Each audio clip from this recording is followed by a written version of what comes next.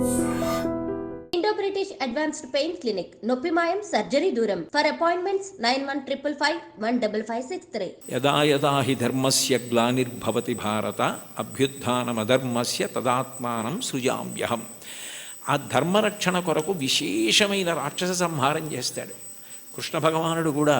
కన్నులు తెరవని కడుచిన్ని పాపడై దానవిచనుబాలు త్రావి చంపే, 3వ నెల నాడు ముద్దుల కుర్రడై కోపించి శకటమ్ము కూలత్రోసే, ఏడాది కుర్రడై ఎగసి తృణావర్తు మెడపట్టుకొని చీరి బకునిచి చంపే అంటారు. అసలు కన్నులు తెరవడం మొదలు పెట్టనప్పటి నుంచి రాక్షస సంహారం చేశాడు కృష్ణుడు. రాముడు సరే సరి బండన భీముడాత్మజన బాంధవుడుజ్వల బాణతోణ కోదండ కళాప్రచండ భుజతాండవ కీర్తికి రామమూర్తికిన్ 2వ సాటి దైవమికలీడనుచున్ గడకట్టి భీరికాడాండ డడాండ డాండ నిడదంబుల జండము నిండ మత్త వేదండమునెక్కి చాటెదను దాశరథి కరుణాపయోనిధి అంటారు గోపరాజు గారు. 14,000 మంది రాక్షసుల్ని కరదూషణాదుల్ని రాముడొక్కడే చంపాడు. మిగిలిన అవతారాలకి రామావతారానికి తేడా ఎక్కడంటే, సర్వసాధారణంగా ఎంత అందగాడైనా, ఎంత పుంసాం మోహన రూపాయ పుణ్య శ్లోకాయ మంగళం అయినా యుద్ధం చేసేటప్పుడు కాస్త కోపంగా ఉండి కళ్ళు ఎర్రపడతాయి. కానీ యుద్ధం చేస్తున్నప్పుడు రాముడు చాలా అందంగా ఉంటాడు. ఎప్పుడు బాణం తీస్తాడో, ఎప్పుడు సంధిస్తాడో, ఎప్పుడు విడిచిపెడతాడో తెలియదు. అందుకే మీరు రామాయణం జాగ్రత్తగా చదివితే అసలు ఎటువంటి రాముణ్ణి చూసి శూర్పణఖ మోహించిందంటే, యుద్ధం చేస్తున్న రాముణ్ణి చూసి మోహించింది. అబ్బాయి ఎంత అందంగా యుద్ధం చేస్తున్నాడని. అంతటి అందగాడు రాముడు, అంతమందిని చంపినవాడు. కానీ శ్రీవేంకటేశ్వరుడు రాక్షస సంహారం జోలికి వెళ్ళలేదు. నందక ఖడ్గం ఆయన దగ్గర ఉన్నా ఆయన క్షమాగుణంతో ప్రవర్తిస్తాడు. ఎన్ని తప్పులు చేసిన వారైనా ఆయన దగ్గర కైమోడ్చి నిలబెడితే క్షమించడమే ప్రధాన లక్షణంగా ఉండి, పాపములకు ప్రాతినిధ్యంగా కేశఖండనం, కేశములను తీసి క్షమించి పంపిస్తాడు. అందుకే సృగ్భూషాంబరహీతీనాం సుషమావహమూర్తయే సర్వార్తిశమనాయాస్తు వెంకటేశాయ మంగళం దయామృత తరంగిణ్యాస్తరంగైరివ శీతలై అపాంగై సించతే విశ్వం వెంకటేశాయ మంగళం అంటారు. అంతటి దయామూర్తి. అటువంటి అవతారం ఇత పూర్వం రాలేదు. ఎన్ని పాపములున్నా సంహరించడం అన్నది చెయ్యడు. ఆ పాపరూపమైనట్టి ధనము కొండపైకి రప్పించి నిస్పృహుండనగుచు అంటాడు. తరిగొండ వెంగమాంబ గారు మహాతల్లి వెంకటాచల మాహాత్మ్యముని కావ్యం చేసింది. అందులో పాపాన్ని ద్రవ్యం మీదకి ఆవాహన చేసి తెప్పించి హుండీలో వేయించి క్షమాభిక్ష పెట్టి ఆ ద్రవ్యాన్ని నిస్పృహుడై సామాజిక కార్యక్రమాలకి ఇచ్చేస్తుంటాడు. అటువంటి వెంకటేశ్వరుడున్నాడే, ఆయన ఈ అవతారంలో వరములను కుప్పించడమే ప్రధాన లక్ష్యంగా కలిగినవాడు. నాకున్న పెద్ద భయం ఏమిటంటే, నాకు ఇటువంటివి చెప్పేటప్పుడు ఏ పల్లవి దగ్గరో గంట అయిపోతుంది. అందుకని నాకు చాలా భయం. ఒరే ఇంకా వెనక 3 కీర్తనలు ఉన్నాయి, ఒళ్ళు దగ్గర పెట్టుకో, తగ్గించు తగ్గించు తగ్గించు అని నాకు నేను పరాకు చెప్పుకొని మాట్లాడుతూ ఉంటాను. కాబట్టి కొండలలో నెలకొన్న కోనేటి రాయడువాడు కొండలంత వరములు గుప్పెడువాడు. అయితే ఈ మాట అన్నప్పుడు అన్నమాచార్యుల వారు ఆయన యొక్క అనుగ్రహ వైభవాన్ని 3 రకాలుగా ప్రతిపాదన చేశారు. ఆయన భక్తుల్ని అనుగ్రహించడం అన్నది ఏదో తపస్సు చేస్తే నీకేం వరం కావాలి అని అడిగి వాళ్ళకి ఆ వరం ఇవ్వడం కాదు. అసలు అవతల వారు అడగనటువంటి వరాలు, అవతల వారి యొక్క భక్తిని బట్టి ఎంత వశపడిపోతాడు అన్నదానికి పరమాద్భుతమైనటువంటి ఉదాహరణలు కొన్ని చెప్పారు. అందులో మొదటి చరణంలో కురువరతి నంబి, అంతే కదమ్మా, కుండలు చేసిన ఎట్టి కొండలు. ఇందులో మొట్టమొదట ఈ అక్కర్ల నాకు ఉదాహరణ చెప్తే చాలు. కుండలు చేసేటటువంటి కుమ్మరిదాసుడైన కురవరతి నంబి, కుండలు చేసేటటువంటి ఒక కుమ్మరి వృత్తిలో ఉన్నటువంటి వ్యక్తిని ఆయన ఎంత అనుగ్రహించారన్నది ఉదాహరణగా చెప్తున్నారు. తొండమాన్ చక్రవర్తి వెంకటేశ్వరుడికి ఆనందనిలయ విమాన నిర్మాణం చేసిన తర్వాత ప్రతిరోజు బంగారు తులసీ దళాలతో పూజ చేసేవాడు. అసలు వెంకటేశ్వర స్వామి ఈ లోకంలో ఆవిర్భవించినప్పుడు మొట్టమొదట చెప్పిన మాట, ఏకీన తులసి మాత్ర దళీనాపి నరోత్తమ పూజయేద్ భక్తిభావేన తంరక్షామి ఇతి మత్పణః. నాకు భక్తితో ఒక్క తులసి దళం ఇస్తే చాలు, అన్యథా నేను ఇంకేం కోరను. నేను కోరుకునేది నేను చెప్పినట్టు బ్రతకడం. ధర్మం అన్న మాటకు అర్థం ఏమిటంటే ఆయన చెప్పినట్టు బ్రతకడమే ధర్మం. దానికి ఫలితం ఏమిటంటే ఆయన సంతోషిస్తాడు. ఆయన సంతోషం కన్నా నాకు ఇంకేం అక్కర్లేదు. ఆయన సంతోషం కోసం నేను ధార్మికంగా బ్రతికితే నాకు చాలు అన్నవాడెవరో వాడు ధర్మాత్ముడు. అటువంటి ధార్మిక జీవనము ఎవరి ఎందున్నదో వారు ఆయన దగ్గరికి వచ్చారా, ఆయన కోరారా, ఇవన్నీ ఆయన చూడటం. దానికి ప్రబల ఉదాహరణ ఏమిటంటే తొండమాన్ చక్రవర్తి బంగారు తులసి దళాలు పూజ చేస్తే తీసేసి పాదాల మించి ఆ భీముడు అన్న ఆ కుమ్మరి ఆయన ప్రతిరోజు కొండలు చేయడం మొదలు పెట్టగానే అసలు దాన్ని వెంకటాచల మహాత్యంలో ఎంత గొప్పగా వర్ణిస్తారు. బంకమన్నుతో దళాలు చేసి కొయ్య వెంకటేశ్వరుడి పాదాల మీద సమర్పణం చేసి మొదలెట్టేవాడు ఆయన. ఆయన వరకు ఆయనకి అది కొయ్య బొమ్మ కాదు, అది వెంకటేశ్వరుడు. అలా నమ్మి చేశాడు ఆయన. రోజు ఆ దళాలు ఉండేవి, మట్టి దళాలు.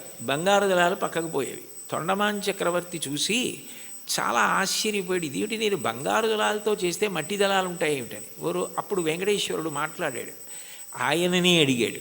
అడిగితే ఆయన అన్నాడు, ఇవన్నీ నాకు అక్కర్లేదు, ఈ పటాటోపం నాకెందుకు, ఆ బంగారం నేను సృష్టించింది, నేను ఇవ్వనిది నేను సృష్టించనిది ఎక్కడా ఉండదు. నాకు కావలసినది భక్తి, అది నిండుగా ఉన్నది భీముడి దగ్గర ఉంది. అందుకని నేను ఆయన మట్టితో చేసిన ఆ బంకమన్ను తులసి దళాలు తీసుకుంటూ ఉంటాను. ఆయన ఎక్కడ ఉంటాడు అంటే ఏదో కొంత దూరంలో ఉన్నాడంటే అక్కడికి వెళ్ళాడు తొండమాన్ చక్రవర్తి. ఆయన వెళ్ళేసరికి వెంకటేశ్వరుడు కూడా వచ్చాడు. ఆయన నాకేముంది నేనేం పెట్టగలను లేదు, తనకేముందో అది వెండి పళ్ళాలు బంగారు పళ్ళాల్లో పెట్టలేడు. కాబట్టి ఆయన చేస్తున్న కుండల్లో కొత్త కుండ పగలగొట్టి ఆ కుండ పెంకులో ఆయన తినే సంకటి పెట్టాడు. పరమప్రీతిగా తిన్నాడు వెంకటేశ్వరుడు. ఆయనకి ఏం కావాలి? ఆయనకి కావలసింది భక్తి. భక్తి కల్గు కూడు పట్టెడైనను చాలు, దళమైన పుష్పమైనను. చివరికి సలిలమైన బాయని భక్తిని కొలచిన జనులర్పించిన ఎలమిన్ రుచిరాన్నముగను ఏనుభుజింతున్నంటాడు కుచేలోపాఖ్యానంలో. భక్తితో పెట్టినది ఆయనకు కావాలి. అది ఆయన తిన్నాడు. తిని ఒక వరం ఇచ్చాడు. అసలు నిజానికి ఆ వరం ఆయన అడగలేదు భీముడు. ఆయన మీరు రండి నా దగ్గరికి అడగలేదు, ఆయనే వెళ్ళాడు. వెళ్ళి ఇక పైన నా అవతారం భూమి మీద ఉన్నంత కాలము కూడా నేను తీసుకునే మహానైవేద్యం కుండ పెంకులో ఉంటుంది. అందుకని ఓడు ప్రసాదం అని ఇప్పటికీ కూడా ఆనందనిలయ విమానం లోపల కొత్త కుండ పెంకులోనే ఆయనకి నైవేద్యం అవుతుంది అని అంటారు. అంటే అడగకుండానే అంత గొప్ప వరాన్నిచ్చి భీముణ్ణి భార్యని కూడా దివ్యమైన విమానం ఎక్కించి వైకుంఠానికి తీసుకెళ్ళాడు. బ్రహ్మాదులకు ఆయన మాట తప్ప ఆయన రూపు అసలు దర్శనం అవ్వదంటారు. అలాంటి వాళ్ళని తీసుకెళ్ళాడు. అంటే ఊహించని వరం. కొండలలో ఉన్నవాడు కొండలంత వరం ఇవ్వగలిగినవాడు, ఊహించలేని వరం ఇవ్వగలిగినవాడు.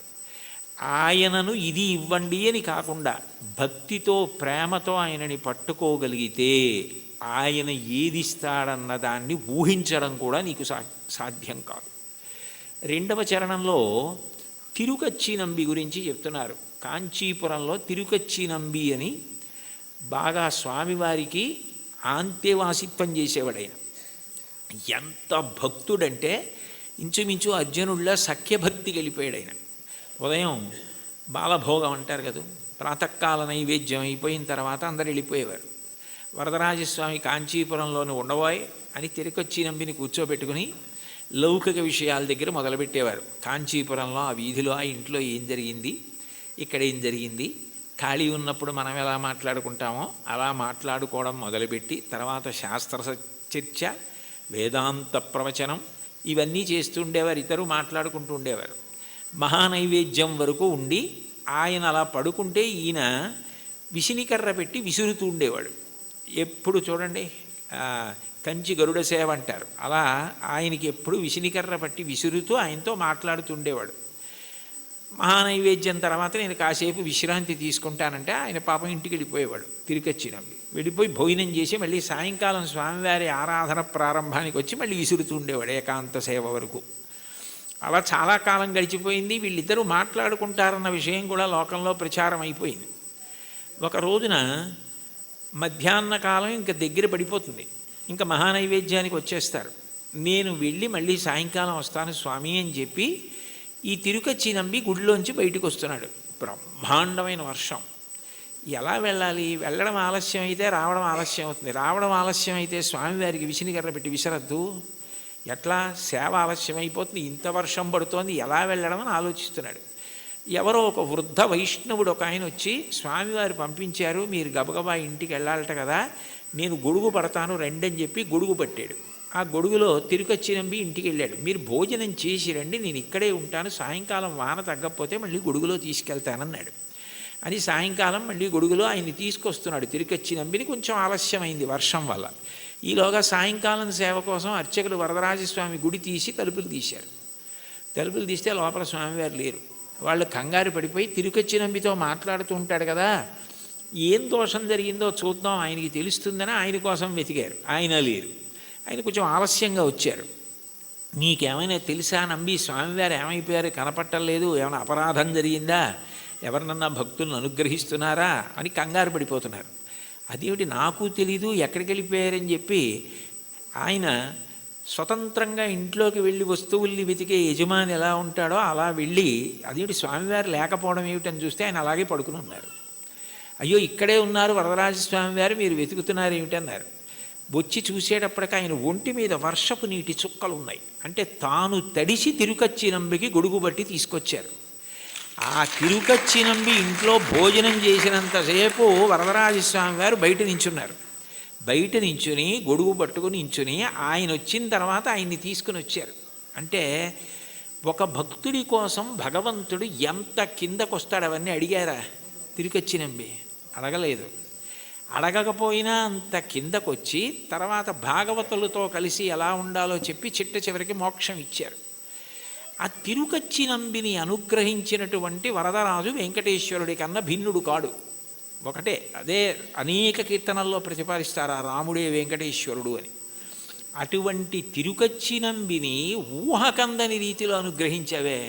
ఎవరైనా వరం అడిగితే ఏం అడుగుతాడు? ఏదో జ్ఞానం ఇమ్మంటాడు, లేకపోతే భక్తి ఇమ్మంటాడు, డబ్బు ఇమ్మంటాడు, ఏదో వృద్ధిని అడుగుతాడు.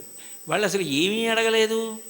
వాళ్ళ ఊహకి కూడా అందరివి నువ్వు చేసి పెట్టావు. వాళ్ళకి చరిత్రలో వాళ్ళు నిలబడిపోవడానికి కారణం నీ అనుగ్రహమా, వాళ్ళు అడగడమా? అంటే నీ అనుగ్రహం. అంత అనుగ్రహం దేనికి చేశావు? విసిరికర్ర పెట్టి విసిరితే చేశాడు అనగలరా మీరు? కాదు. ఆ ప్రేమ, అంత ప్రేమ. ఆ ప్రేమ చివరికి ఏమైపోయిందంటే లౌకిక సంభాషణ నుంచి శాస్త్ర చర్చ వరకు వెళ్ళి తిరుకచ్చి నంబి ఇంటికి గొడుగులో తీసుకెళ్ళి గొడుగట్టు వీధిలో నుంచి మళ్ళీ తీసుకొచ్చి వర్షం తాను మీద పడేటట్టు చేసుకున్న ఇంతగా లొంగిపోయి దిగొచ్చి అనుగ్రహించినటువంటి ఓ స్వామి, నీ దయకి హద్దెక్కడుంది?